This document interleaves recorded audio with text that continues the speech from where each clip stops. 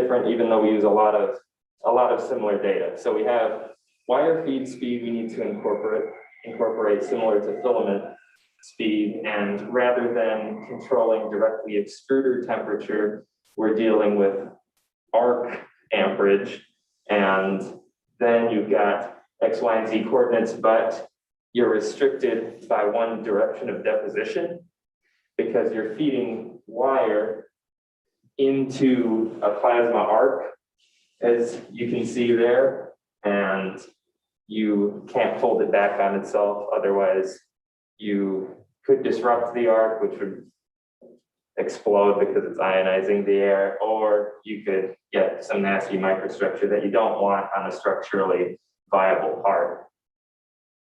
And so an overview of the slicing software that I chose to modify. There's lots of slicing softwares that already exist, open source, for FDM plastic printers, and one of the largest being Ultimaker Cura. So there's a few based off of that, and one of them is SciSlice, which was developed by a researcher at UW-Madison specifically to be modified for people that want to do something unique with 3D printing that isn't just we want to try a new support structure inside of it, or try a new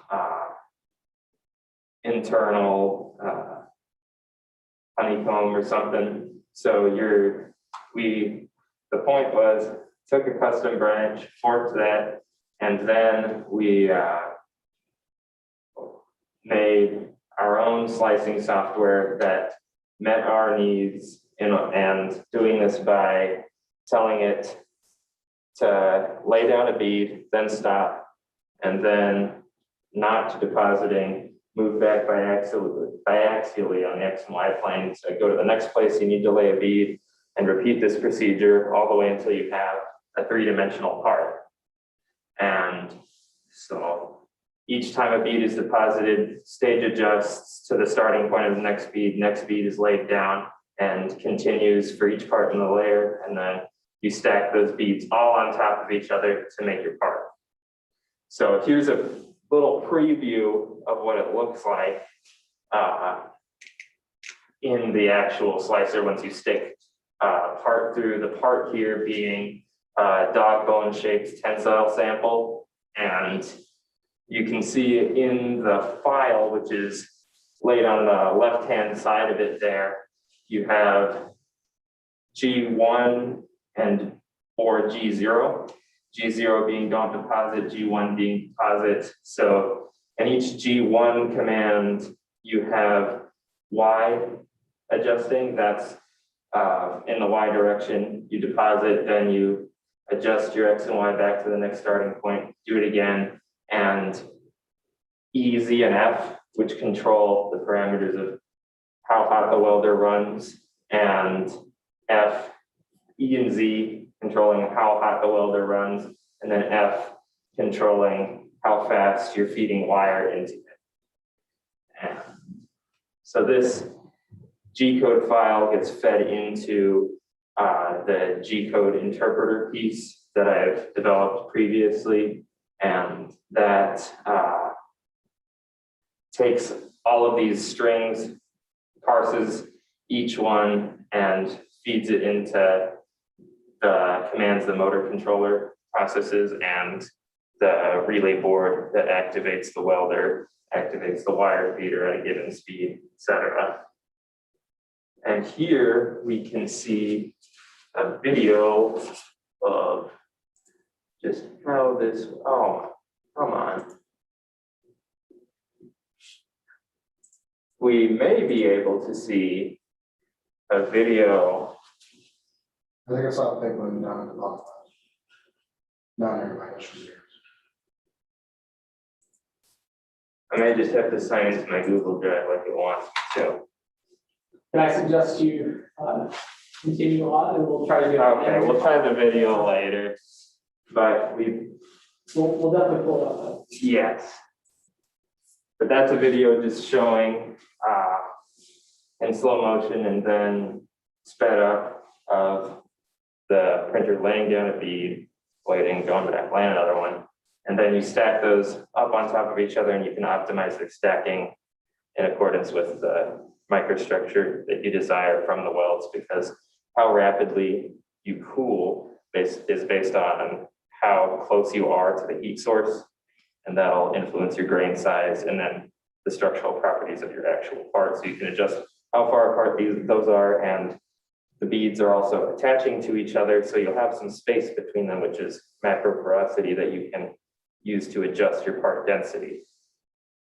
And so then we'd also like to integrate this with a whole other region of Dr. Collins' research group, which is photogrammetry, which deals with the process by which a neural network takes in a bunch of two-dimensional images of a 3D object from various angles, and then constructs a 3D mesh of that object.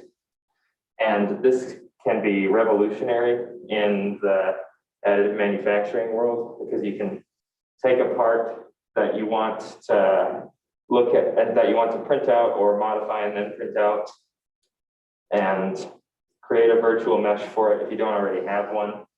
And then now that we have this slicing software, convert that hopefully to a tool path of an AM part. And we're having a bit of issues with photogrammetrized meshes right now because the slicing software isn't recognizing their units, but that is some very fun future work that we have to look forward to. So we would like to, in the future, complete integration with photogrammetrized meshes so that you can have a supply chain, minimize supply chain strains on areas that are sort of separated from the rest of the world, military bases, farms, things like that. And that allows for rapid prototyping, local manufacturing to grow, and also education in places like community colleges and trade schools. And the next thing we're going to need to do is to further our hot testing with the actual PMA system. We've been dependent on grad student time, so we just have to wait for a little bit more in order to get a few more firings of the printer in with our new sliced meshes. And we would also like to study the influence of how you stack all of these beads together to make a part together, because you can, as I discussed earlier, you can adjust your bulk density with the pores between these parts. You can also customize your microstructure to some extent with the grains forming as you solidify the bead on the edge being much smaller and harder to impede. So they impede dislocation motion, and then the beads in the middle being much closer to the actual plasma arc, cooling more slowly, they're larger, they can impede less dislocation motion. And then as you stack these up, the problem gets even more complicated because heat is leaving the part in a gradient from all of the previous beads to the current final bead, which will be the last one that you heat.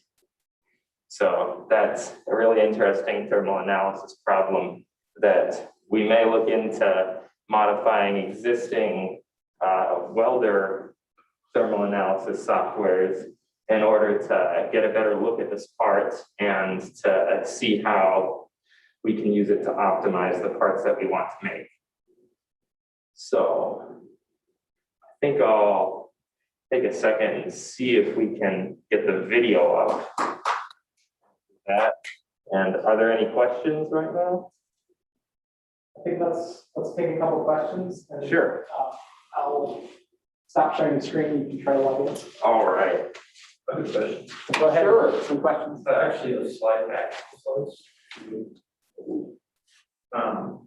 Yeah. Basically, you said that you were having trouble getting size slides to recognize units of a piece. What do you mean by units?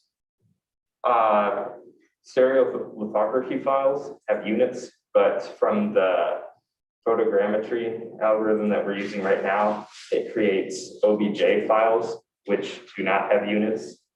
So we've tried in that Blender software there, I've been trying to add units to them, and it does successfully add units. You can look at the file, it has the units in it, but then SciSlice doesn't recognize the units, so I'm probably going to have to further modify SciSlice and the module that it uses to call units, which is kind of annoying, but it's going to be worth it in the long run, because being able to take like a chair and take a bunch of pictures of the chair, and then you can mess around with the chair in Blender and create your own chair. So units means like meters or like? Oh yeah, meters, like Oh, the physical like size Oh, of the thing that you're making. And the slicer needs some sort of scale because it creates these values all have units attached to them except for the binary turn welder off, turn welder on. And that feeds to the actual motion control system and the feed rate, all of that. Luke, do you want to log in it if you want? And Let's- we can ask a couple more questions.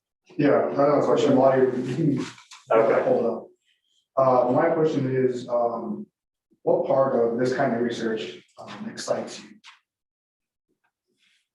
The part where we can actually democratize metal additive manufacturing is definitely the coolest to me. So try to say, editing there, maybe it'll let you do it. Did it prompt you again? Pursue. So the camera file. I know about this problem. This may not work, I think. Maybe I'll just I'll log into my drive and see if I can get it on there. So I've got a question about kind of the resolution you might expect in a system like this. Yeah, the beads that we've gotten so far are about at the smallest 1/4 of a centimeter wide, and each of them are curved. So that's what I meant by you're going to have pores when stacking these beads Yep. all together. And- So And these are definitely medium resolution sure. So type and then, parts. and then that how you can about get out of this. something like surface compatibility and adhesion of the bead you're trying to lay down? That really depends on the metal that you're using. Plasma micro can be integrated with a lot of different types of metals, and that surface adhesion that you're going to get depends on how fast the metal is going to oxidize and how thick of an oxide layer you end up having after you weld it. You could do this in a completely inert atmosphere and get a lot better surface adhesion for any metal, but your best bet would probably be stick with some nice flux coated welding wire. We're using a steel wire for now. That'll probably change down the road as we experiment with more metals, but that adhesion needs to be studied. We don't have actual data on it yet, other than we know it will be a concern eventually. So is anyone expecting any audience members at a certain time? Because if not, we can go off time a little bit. Not at a certain time. Okay.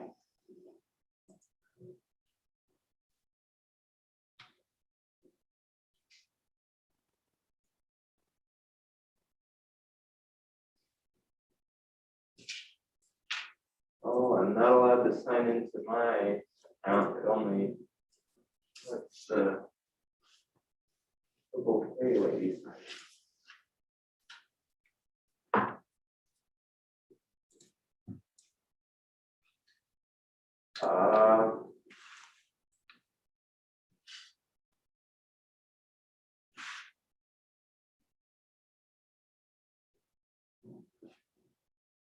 Yeah, that's about all I can try, sorry. Unless I do have another file. How much time do we have? Sorry, I don't need to take up everybody's time. Well, I don't know if you're gonna be able to log into anything on this machine is the problem. Yeah, it doesn't look like it'll Yeah. even let me into the box. So, Yeah, that's it. sorry, general audience, if you've got a laptop and want to pull it up. Oh, yeah. Then I can then the local folks can take a look. But, Yeah. But I think let's hold off on that until Yeah. we've got a good break, either at the end or after the next speaker. Sure. Okay. So Next. let me.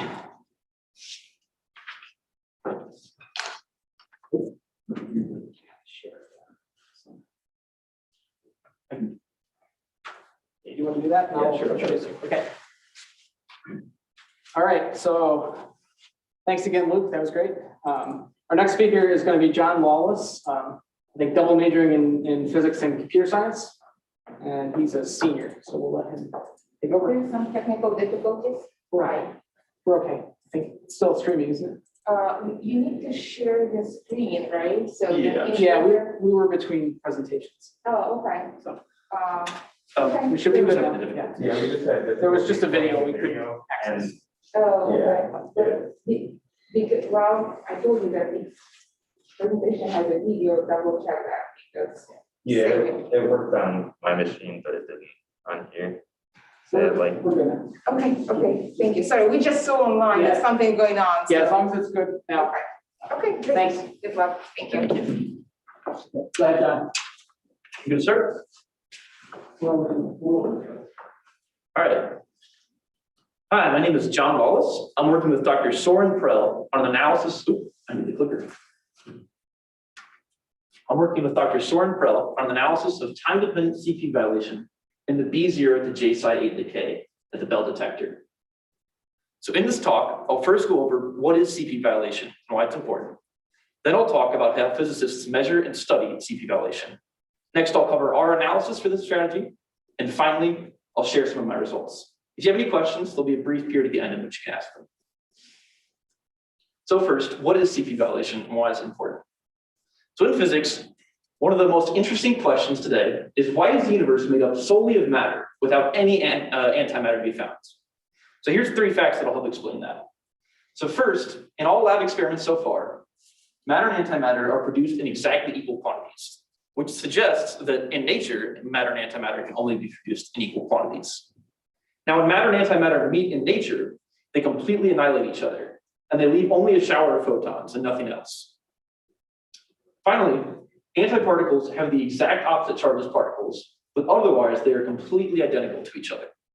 So based on these 3 things, the fact that antimatter and matter are produced in equal quantities, the fact that they annihilate when they meet each other, and then the fact that they're almost completely identical, based on those things, after the Big Bang, there shouldn't have been anything left in the universe besides a shower of photon and maybe a couple spare particles that like escapes annihilation. But clearly the universe is here and it is made up solely of matter.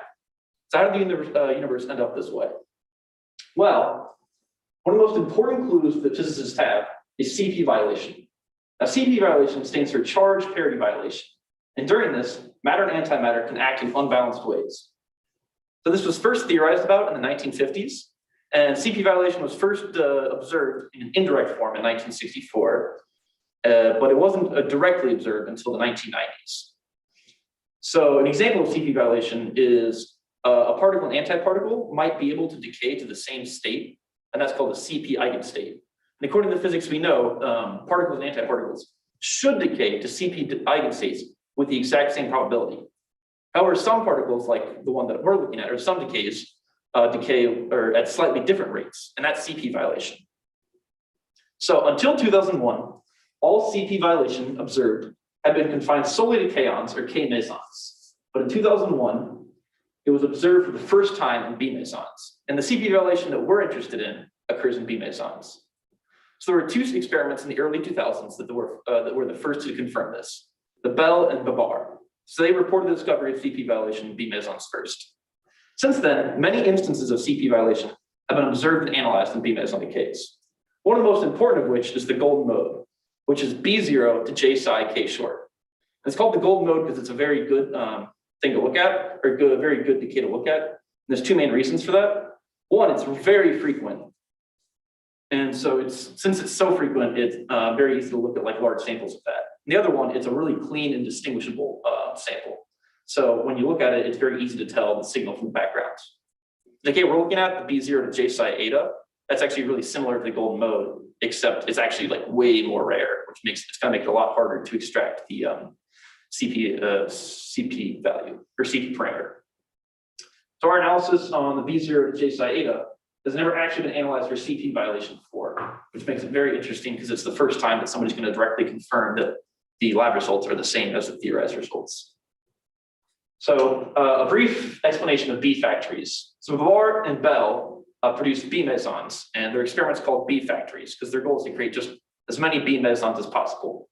So the way they do this is they collide electrons and the electron antiparticle, called a positron, at very high speeds, relativistic speeds. And then from there, the electron and positron combine to make a B0 bar pair, which then further can decay into like a lot of interesting particles and states that physicists can study and measure. So this pair is notated as the B0 to B0 bar pair. Up in the corner, there's a model of the KEKB experiment.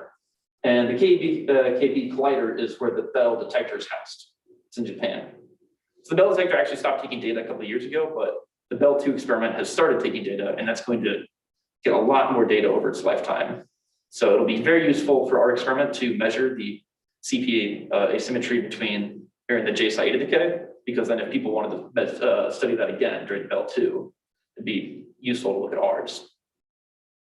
So analyzing CP violation. While a B0 bar pair decays, both of the particles will oscillate between the B0 and B0 bar state. They'll swap states between them and change particles. And when the first particle decays, the delay before the second particle decays is called delta T, which is the proper time difference. And delta T is a really important thing to measure because it influences how often particles decay into, or how often like particles decay into certain states. For example, our state. So listed is an equation for the decay rate of our particles, B0 to J psi eta. And actually, it's two different equations there, the B0 equation and the B0 bar equation.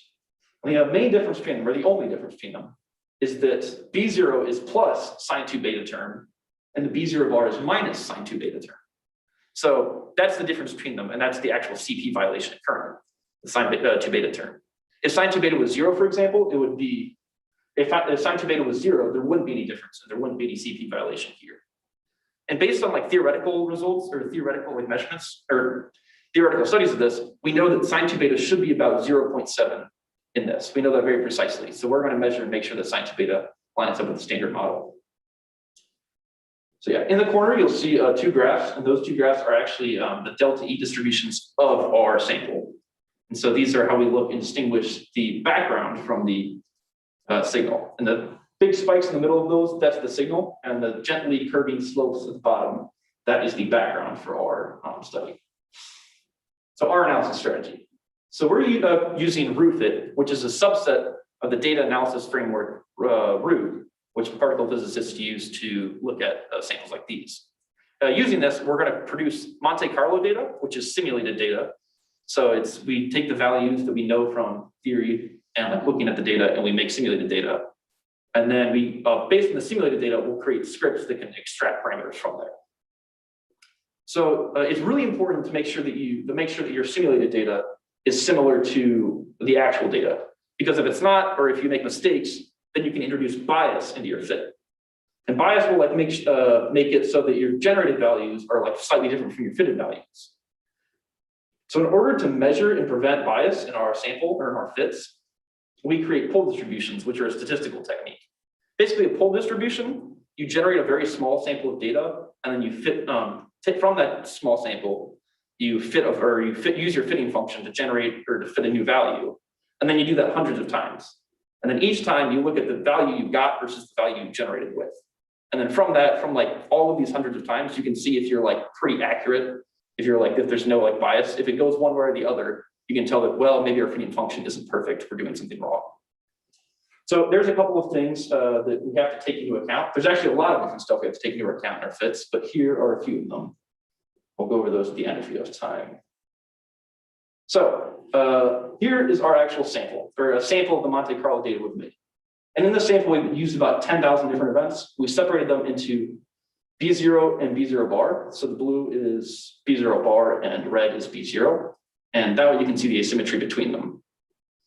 And as you can see, the models line up very closely with the events, which is a really good thing. That means that our model is like matching our generated data very well.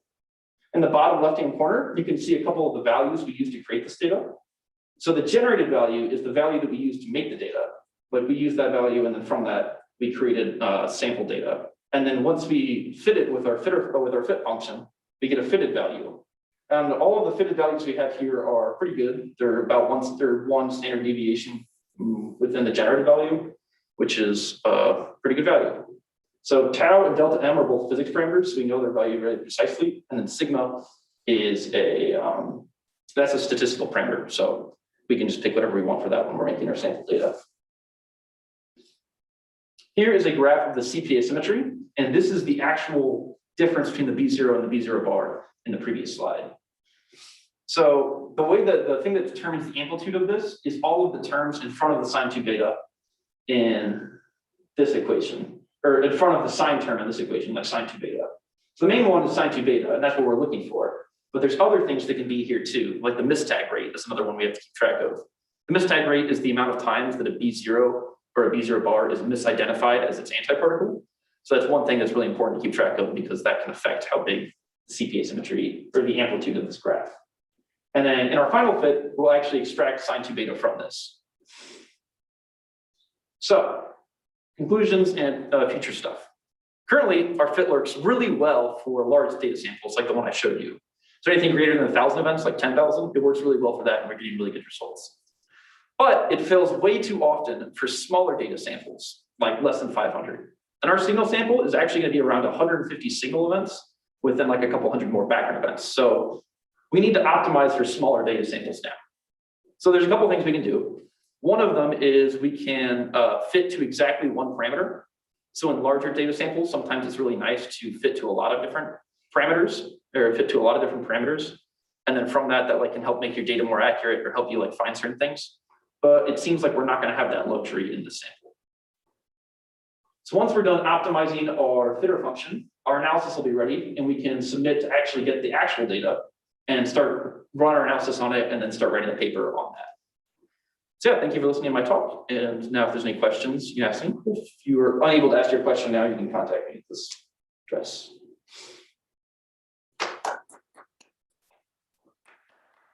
Thanks, John. We have time for questions. Awesome. So I had a couple of questions.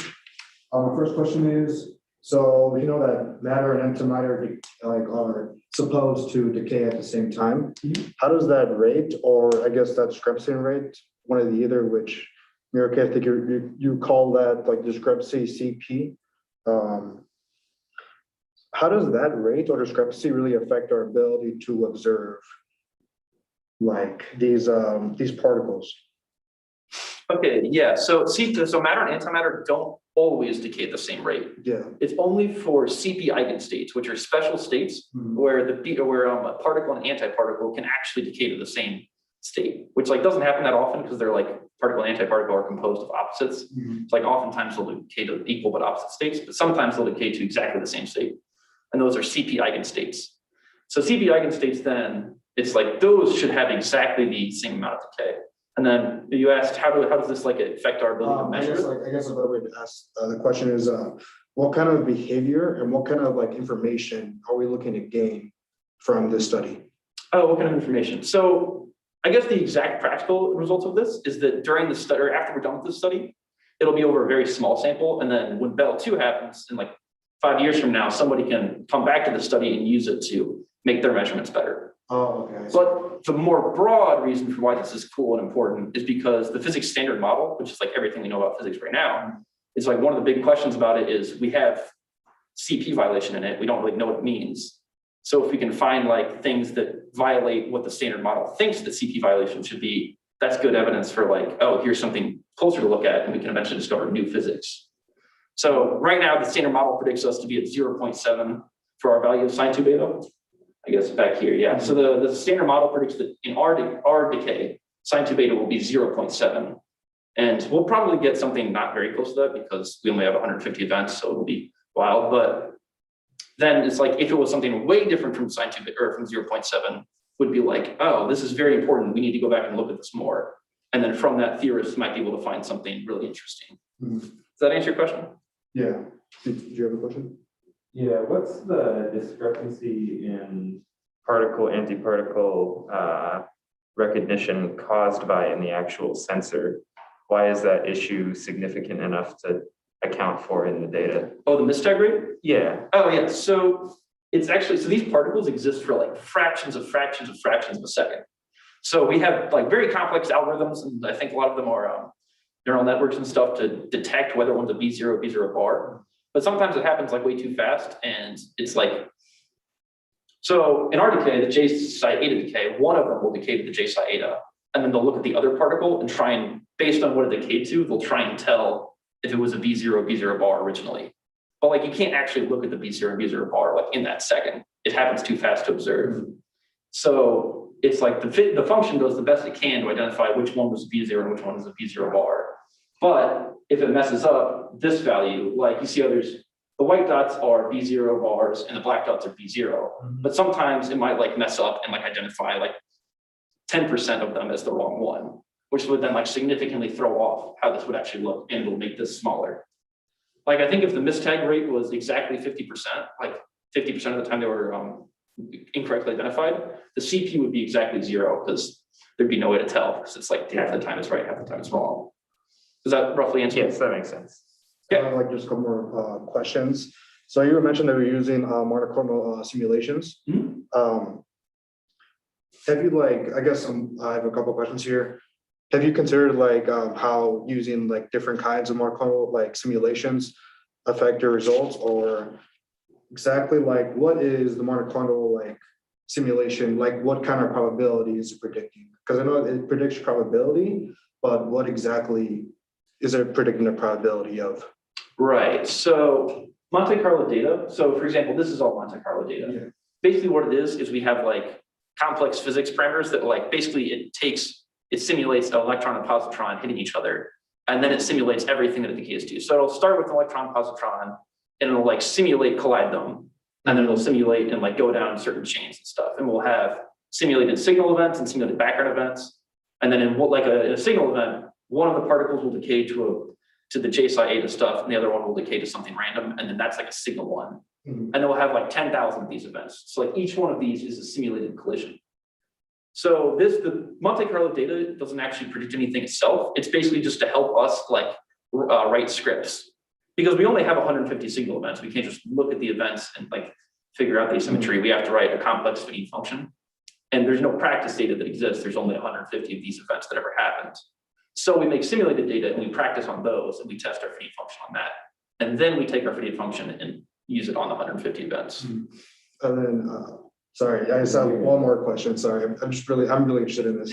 But have you considered like maybe even trying to fit in like how utility theory fits into your research, as far as like how these results have value to like the current state of physics or to certain other kinds of fields, or how that probability fits in there? You said utility theory? Yeah. I'm not familiar with that. Oh, so utility theory is just kind of like, it's a kind of study that sort of it gives a relationship between how certain information, events, or anything has value relative to other elements. So it could be like other people. It has to do a lot with like risk, probability, and those kind of things. It's a very wide field, but I just thought that'd be something cool that maybe I would have liked to see. Okay, yeah. So like how does this affect other fields? Yeah. How do our results? So this is a pretty small study. It's actually a really complicated analysis, but the reason undergraduate can do it is because it's been done, like this exact study has been done like many times before or similar to it. So it's like I'm just taking what other people have done and applying it to this. I'm not too sure about the results for how it could affect other fields. I know how it could affect like, or it'll help exactly in particle physics. And it's kind of hard to predict like exactly how physics is going to affect other fields, but it could be interesting to see, but I'm not sure how it relates. Yeah, I think it's mostly like giving, to like analyzing how much value a certain set of information has. Like say to like people who are other, possibly like other physicists, or how it's evaluated within the field that it's in. So maybe like how this set of data is valued within this specific field of physics. So like maybe like those kinds of things. Just get like a little idea, but you know, that's something you can like read up on a little outside. That's interesting. Okay, so I think we're gonna move on to the next talk. So I have one question to end. Okay, awesome. Which is kind of what's your, if you were to explain what beta means to like a fourth grader, what's beta? With beta, Yeah. like in sine That, two beta. that parameter you're interested in, Sine two beta, so if I'm explaining it to a fourth grader, how I'd say it is. because I understand that as much as a fourth grader.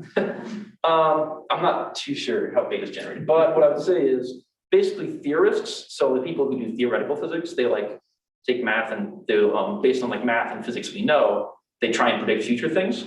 Sine two beta is a predictive term from them. So they say, so they go when they do math and physics and they look at, okay, this is about what sine two beta is. So beta is a mathematical term from theory, I think. Like kind of. I don't know the right answer. I don't know the right answer. So I mean, it's basically a difference in decay rate between the two. Yeah, the main thing is sine two beta is just a theoretical physics term to describe the difference between these two things. Okay. Okay, sounds good. All right, thank you all for listening. Okay, so we're gonna move on to the third talk here. It's gonna be given by, it's gonna be given by Photogrammetry. He's studying physics and he's a freshman. Go ahead, Andre.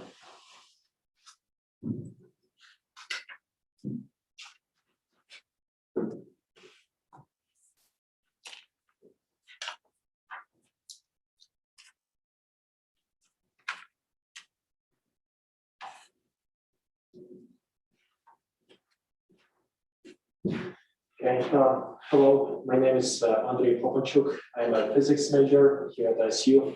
And today I'll talk about the research I've done one of these two past semesters. And the research is going to be mostly about physics of tip enhancements. I will also talk a little bit about SNOM, which is a microscope we used, and quantitative simulations.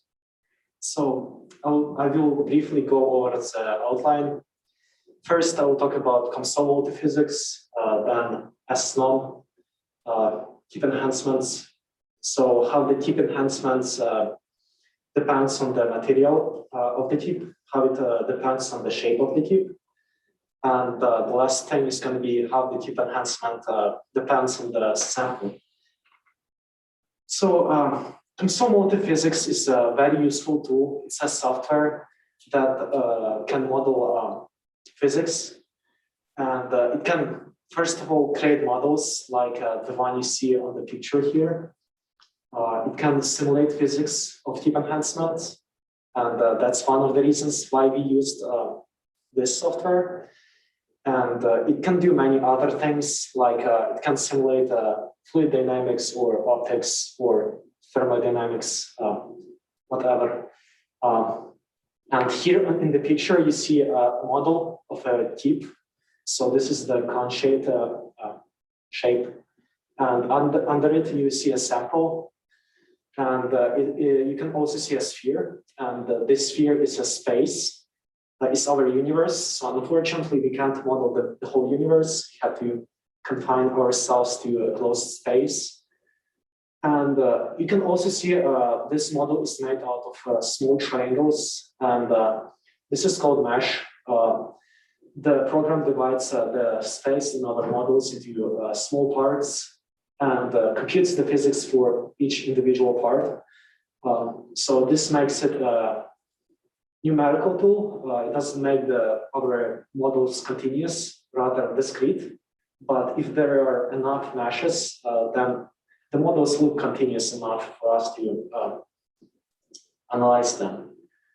The next concept I have to introduce is SNOM.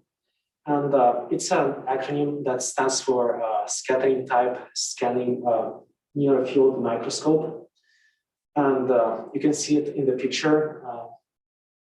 And this is a very, very useful tool. It is capable of nanoscale resolution, and the nanoscale is a scale of molecules. For example, in a water molecule, the distance between hydrogen and oxygen atoms is on the scale of nanometers. So it's a tenth of a nanometer, if I'm correct. And S-norm is on the nano scale, so it's a very high resolution. And it has many applications to conductivity mapping, material fingerprinting, and probing materials and plasmos. So here in the picture, you can see this machine, and we have the same machine in our here in the lab, in the physics lab. Yeah. So the next thing I have to talk about is the physics of tip enhancements. So the key physics behind the S-norm is strong field enhancement. And the reason why we need a strong field enhancement is because it helps us with probing signals and sample materials. So without field enhancement, the resolution would be horrible and we would not see the samples or signals. And here in the picture, you can see at the top, it's a model of a tip, and you shine light on it with a laser beam, and it enhances the field, which produces these ripples that you see. Those are plasmos. It's a different phenomenon, but yeah, and under the plasmos, you see this structure. And in this case, this is graphene. And you might have even heard about graphene. It's a somewhat famous, interesting structure because it's fully two-dimensional. Now, again, you shine light on the tip, and in our case, it's infrared light, and this enhances the field. And here you can see how the field should look like. In the first two pictures, you see the field near the tip, and it's a cross-section of the tip. And in this case, it's a field for 10 micrometer long platinum tip with SiO2 sample, and the light wavelength is again infrared. And in the second two pictures, you see the top view of a sample and the field just above the sample. Okay, so one of the things I had to model was dependence of the field on the material of the tip. So, for example, I modeled the field for silicon and platinum tip, and you can visually already see the differences between them. For example, in the silicon tip, the field is much weaker than in the platinum tip. And this is because the platinum is a conductor and the silicon is an insulator. So you can see the values below the picture. And those numbers, so for silicon, it's 7, and for platinum, it's 16.5. Those are by how much the field is increased. So in silicon, it's the field is 7 times stronger than it would be without the tip, and in platinum, it's 16 times stronger. So yeah, and actually the tips are not made of, are usually not made out of silicon, because again, the field is relatively weak. Usually the tips are made out of gold. So yes, the field depends on the material of the tip. The second thing I was exploring with my simulations was how it depends on the height of the tip. So for example, how would it change if we used 2, 3, or 5 micrometer long tips? And the prediction I had to verify was that the field would increase, the magnitude of the field would increase as we increase the size of the tip. So here you can visually again see that the field doesn't increase. So for 2 micrometers, it's very small, and for 5 micrometers, it's much higher. So the reason why we care about this is obviously that the signal is high for big tips. And if I'm correct, the minimum length of the tip that is produced is 10 micrometers. And this is again because small tips produce weak fields. So yeah, we need to know how it depends on the height of the tip. The next thing I was exploring was how the field changes as we change the sharpness of the tip. And you can't really see it visually, but the signal does decrease as we change the sharpness of the tip. So as the sharpness decreases, the field decreases. And the reason why we need to worry about this is because with time, when tips gets old, the field does decrease. The sharpness decreases. So we need to know exactly to when replace the old tip with a new tip. And yes, with these simulations, I could show exactly by how much the field decreases. And the other thing that changes is the field is more confined to a small space in sharp tips. You can somewhat see it visually here from these simulations. And the reason why we care about this is because confined signals, they produce better resolution. So that's one of the reasons why we want our tips to be as sharp as possible. And here on this plot, I plotted the magnitude of the field just below the tip in XY directions. So on the first glance, they look similar, but if you look at the tops of the graphs, you can see that the maximums are actually different, and I made it more explicit at the bottom. So yeah. And the last thing I was working on when it comes to the shape of the tip was the overall shape of the tip. For example, so far you have seen the cone-shaped tip, but this cone-shaped model is it's easy to model. It is has a lot of symmetry, and it's easy to run simulations with it. But it's not a very realistic model. A more realistic model would be the one on the right. So it's a pyramid-shaped tip. So we need to know what are the differences between them are. As you can see, there are differences in the field if we zoom out.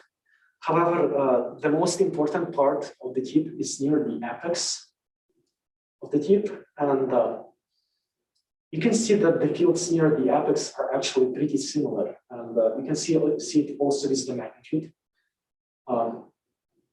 So this tells us that we can actually use the cone-shaped tip for our simulations, because again, it's much easier to model. It takes less time to run simulations with it, and it's just more practical. However, it is still actually very similar to the pyramid shape, which is a realistic one. And this is again the plots. As you can see, they're pretty similar. Now, the last thing I explored was how the field depends on the sample material. So, for example, when the sample is this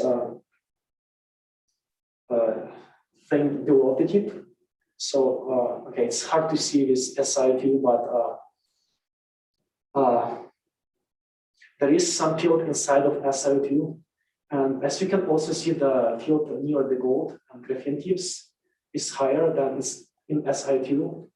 And this is again because gold and graphene are conductors, and the field is higher because of that.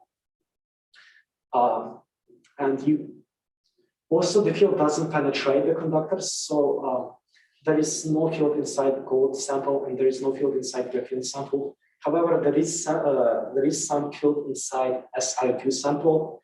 You can't see it, unfortunately, here, but it's there. And yeah, that's it. Thank you.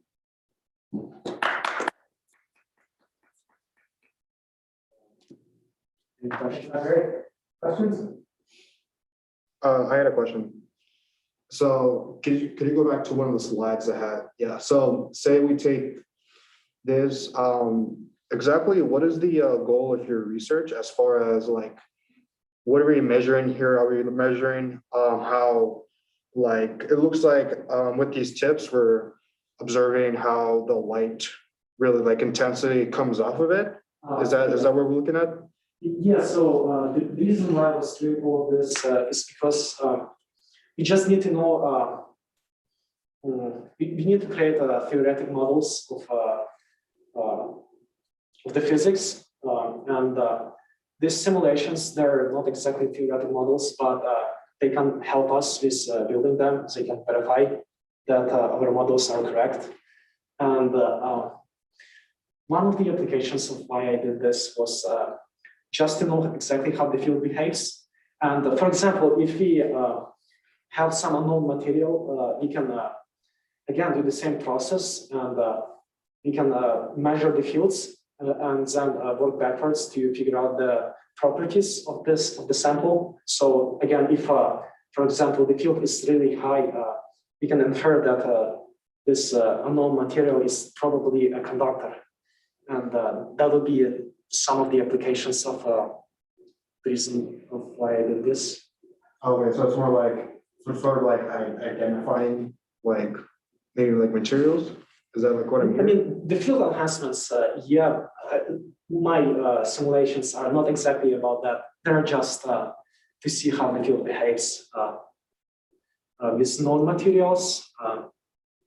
Yeah. And you can also, by the way, find a difference between the fields. So far, you could see that the field, for example, here is kind of circular, but here it's more to the side. And this is because there are actually two types of fields. One is out of plane, which is in Z direction, and one is in plane, which is in XY directions.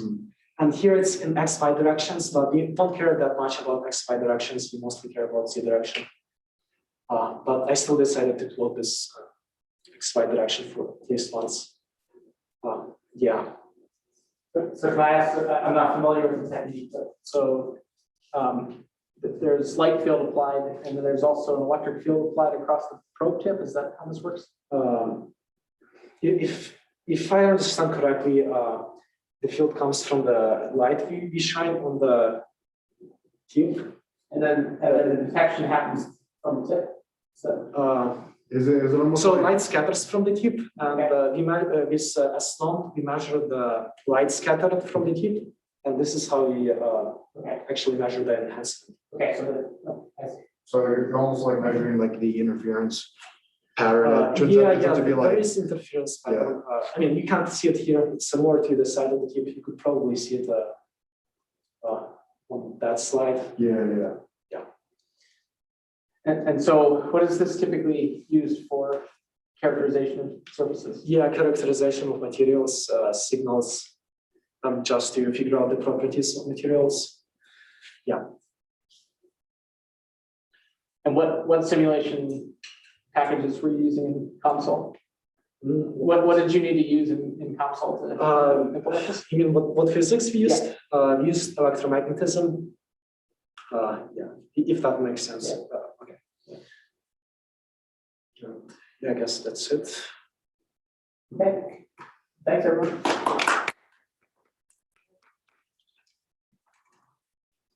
I turned on.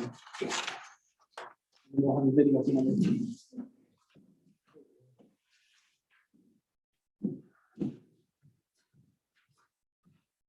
Okay, so this will be our final talk for the session. And it's going to be given by Gabriel Salinas Reyes from Aerospace Engineering. And he's a sophomore that's been working on a material science problem.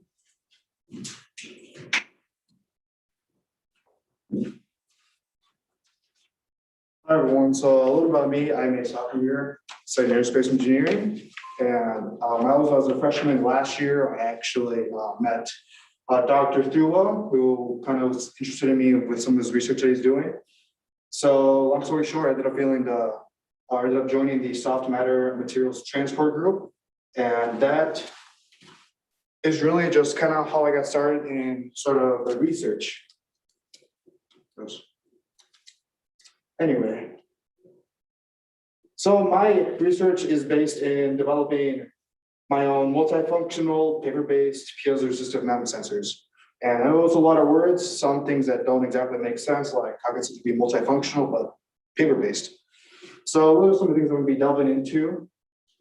First of all, what is piezoresistivity and what are MEMS? So piezoresistivity comes from the piezoresistive effect. And this is just a mechanical, natural mechanical property of certain materials where it takes mechanical strain, almost like a deflection, and it converts that strain into a change in electrical resistance. And then the way we measure this electrical resistance is through these things called MEMS. MEMS are just micro electromechanical systems. They're usually like simple systems made out of materials that use the natural properties of materials. So they're usually going to be like thin layers of metals, semiconductors, usually on some kind of substrate.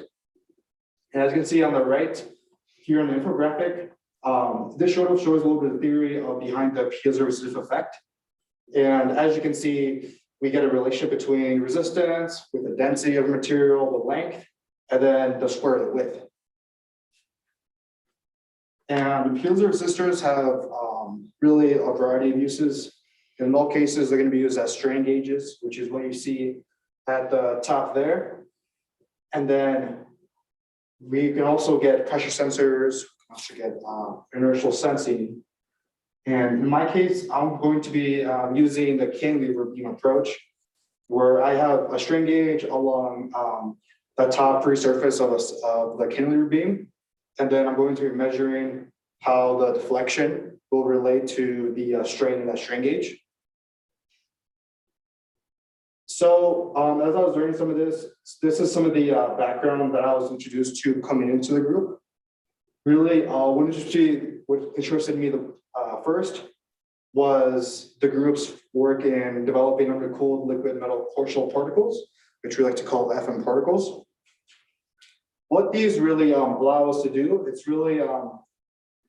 really just a way of developing like heat-free metal processing, like on papers and other surfaces. So a little background on that. Basically, we take these FM particles and then we use this thing called a slice method, where we put them in the blender and then we do a procedure and we synthesize these particles. And then when they come out, it's going to be a liquid. And it's going to be basically metal that's in the liquid form. And then with this, we can apply these particles to really any surface. And then really what we do in the whole process of what we like to call a slice method is that we're porting individual particles around each, or individual core shells around each individual particle, which is what is keeping the particles from solidifying again into a solid state. Now, when we want to get the metallic and the solid state again, all we have to do is apply stress. Because all we have to do is break those core shells, the shells that are around each particle, and then that allows them to fuse together to a solid state again. And in short, we go from liquid to completely metallic again. And this gives us a couple of things. It gives us heat-free soldering, where we can just take these particles, apply them, and then we can activate them. And like I said, we can activate them using applying stress, breaking those core shells, and breaking those bonds. Or we can apply this chemical that we call flux, which will then activate them and will make them revert back to a metallic state.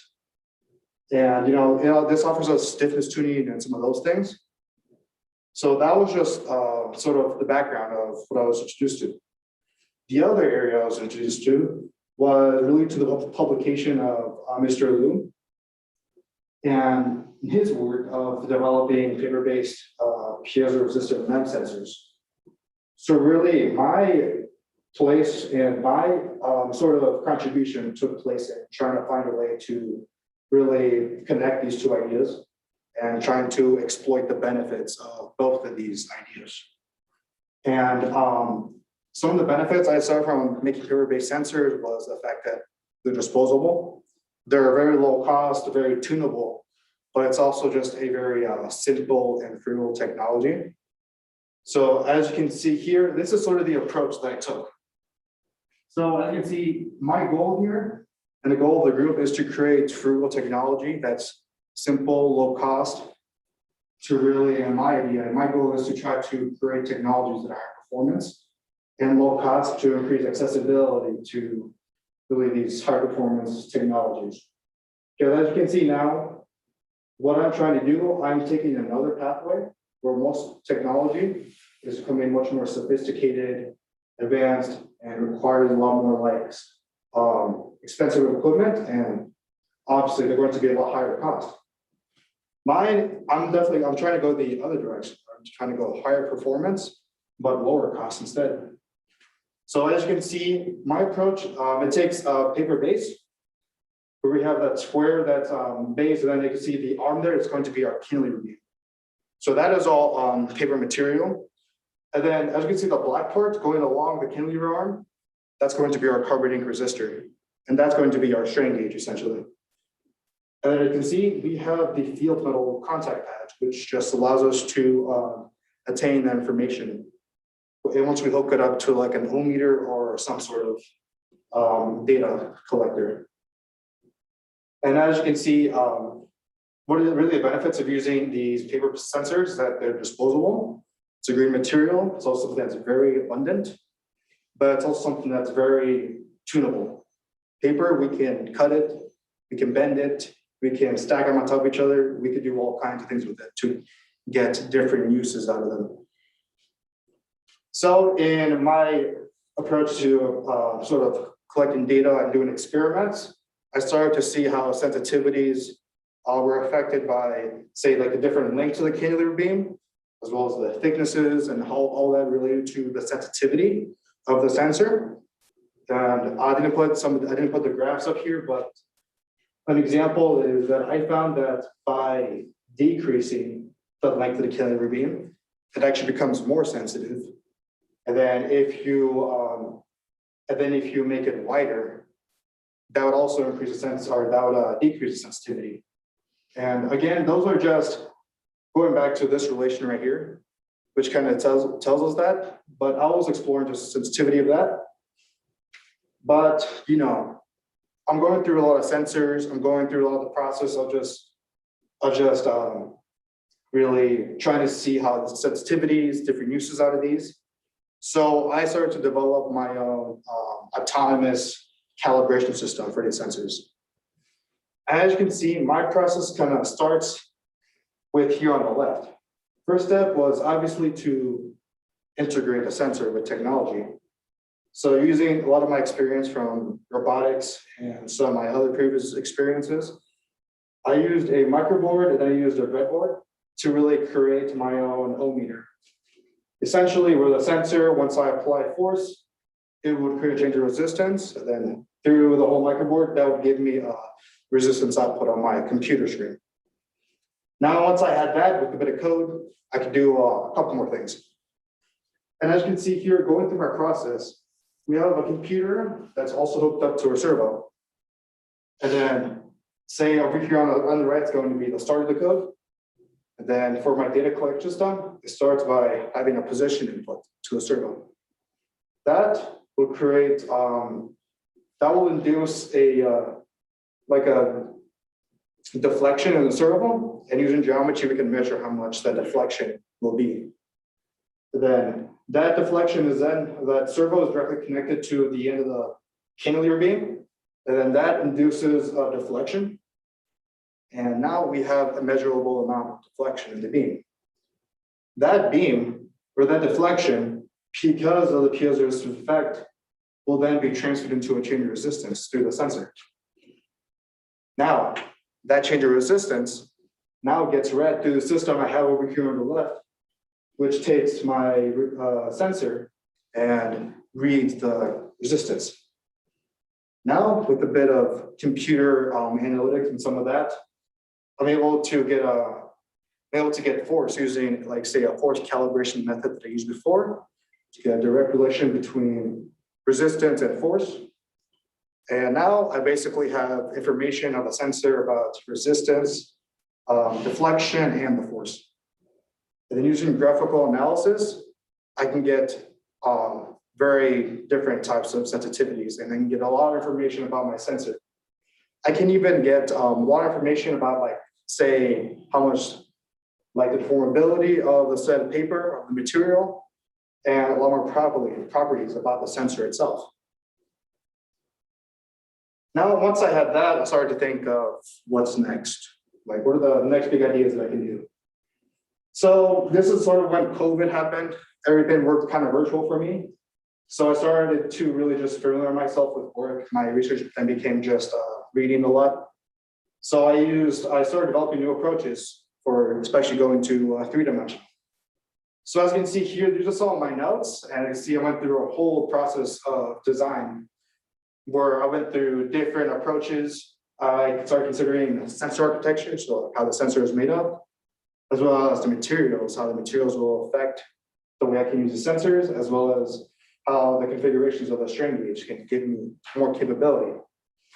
And as you can see here on the left, I went through a whole system of like system analytics methods to calculate feasibility, capability of each sensor design, etc. And these are basically some of the ones that I came up with. So as you can see, we have a cylindrical approach, where this one would give me a bit of a different capability, where if we have on the top, that would give me shear stress sensing and torque sensing. And on the sides, it would give me information about flexural stress using what we know from mechanics, like mechanics of materials. And this one has like sort of different kind of uses from my cantilever beam. And then taking that one a step further, if I made it more of a tube approach, I could wrap these sleeves, almost like a tube around a flexible material. And I can even create my own sort of fiber matrix. Using this, using relations with flexural stress, I can then get force mapping. And this is some inspiration from some of the other publications that I had read. And really, this one will be a lot more systematic. But again, this is just one of the approaches. Here we have a single surface approach. And I have a multi-surface approach, but I tended to go with single surface approach a little more.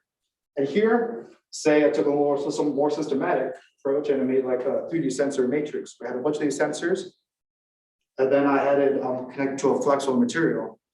Using stress relations, I think that gets force mapping, and I can really say, just ISU, I could really give you the stress distribution of exactly how the way you walk, or the way you're stepping.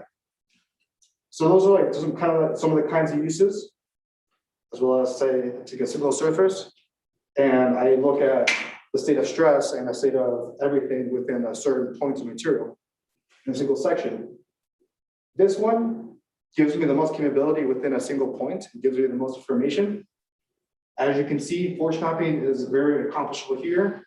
And this one, I believe, is the most multifunctional. Moving forward, I am planning to sort of try to implement my own flexible power source using tribolotic nanogenerators, which creates voltage through mechanical strain and mechanical like deflection, which is, remember right, that is the exact mechanism that makes my sensors work. That is when my sensor is really analyzing. So this would make it a lot more, would make it self-sustainable, and I think could be revolutionary. So these are my references, and yeah, and basically what I want to get at here is that with these sensors, since they are simple conceptually, it gives us a lot of freedom in the design space. And I hope that through these sensors, people can get so much more functionality out of them. They can really try to tune them and optimize them in a new way to get the results that they want, or to get complete new uses out of them. So again, that's all I have for you right now, and thank you for listening. Thanks. You said you wanted to make them cheaper, and by how much do you think they will be cheaper? So I don't know anything. I don't know about the cost yet, but the benefits to these, I'm mostly relating these to the current state of sensors. And I did a lot of research. I was analyzing current state of pressure sensors, and a lot of force sensors today. And something I realized that it's very low efficiency, which means it's going to be high performance over an even higher cost. Whereas here, I'm trying to get high performance over a lower cost, which increases the efficiency. And as you can see, these sensors are being made out of paper. Paper is not expensive. Carbon ink is also not expensive at all. And the FM particles are very inexpensive to fabricate. So in the whole relation of all of this costs less than $100 altogether. And each sensor, if you take that with just the material that I made, it comes out to be very, very, very low cost. But it still has the same usability and I hope to have the same performance as a lot more sensors that are hundreds of dollars more, that require a lot of sophisticated and expensive equipment to use, where these don't. So that's sort of like my approach. Do you see systems engineering challenges arising with the fact that for example, I'll use my lab as an example. We buy a pressure transducer, it might cost us $500. I'm sorry? I said, we might buy a pressure transducer that costs $500, but we know it's gonna last 15 years or 20 years. Yeah. So do you have some ideas about how systems approaches might be used to look So at a simple sensor like this and try to get the same kind of longevity or? Yeah, so that's something I'm also looking at when I was in my design process here.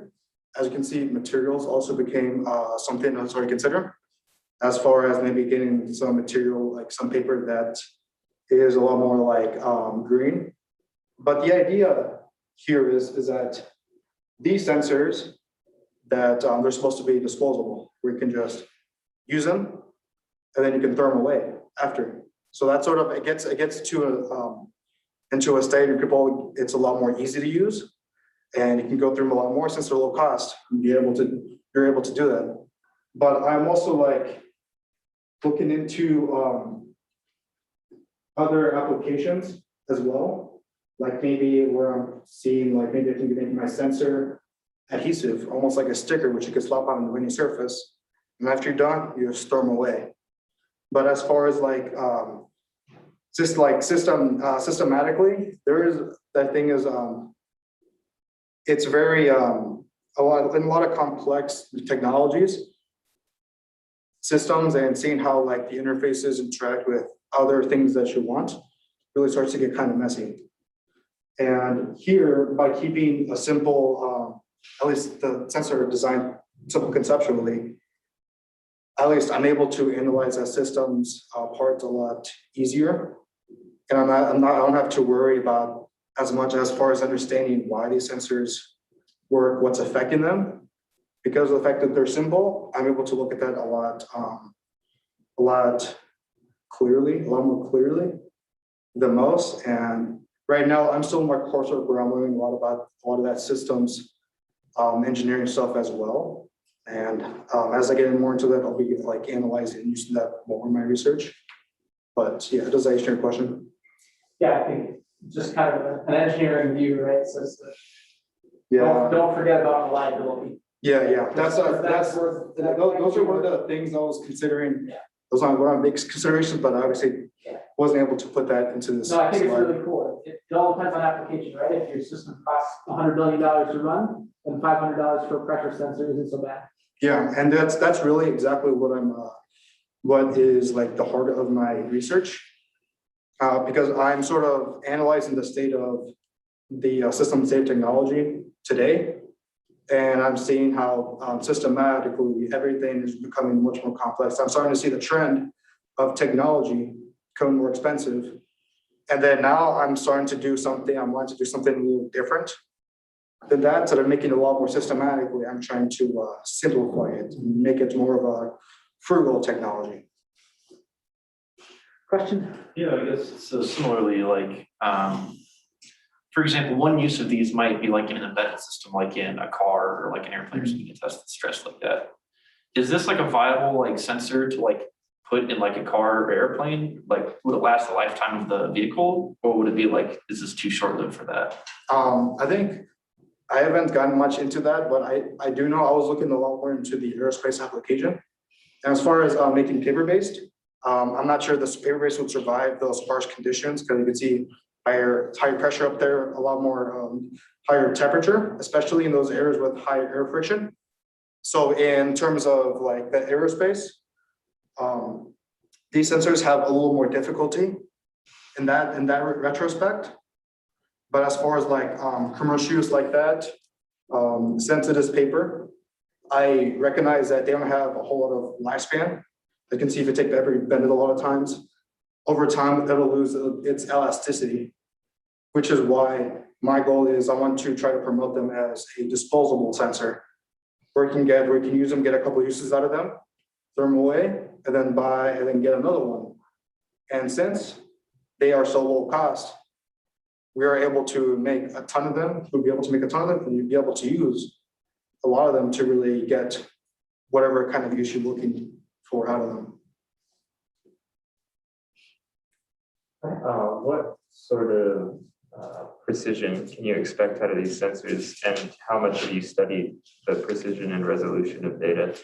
Yeah, so the sensitivity, I Yeah, guess that's mostly what you're asking. yeah, Yeah, so when I get the sensitivity, I really tend to measure how much deflection relates to the change in resistance.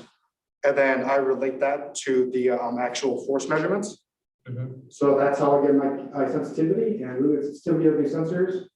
It's it could be more so like summed up as like the gauge factor, which is like just analyzing how much deflection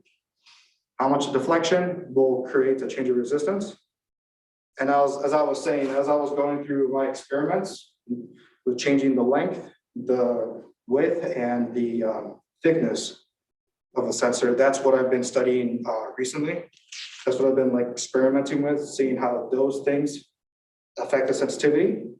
And that's what I like about this project, is that with that, I can get different ranges of sensitivity, where at some points in engineering, as you may not know, you want a system to be more sensitive, but in some cases, you want it to be less sensitive. okay. Well, less on the orders of magnitude sensitivity angle. How many digits can you trust?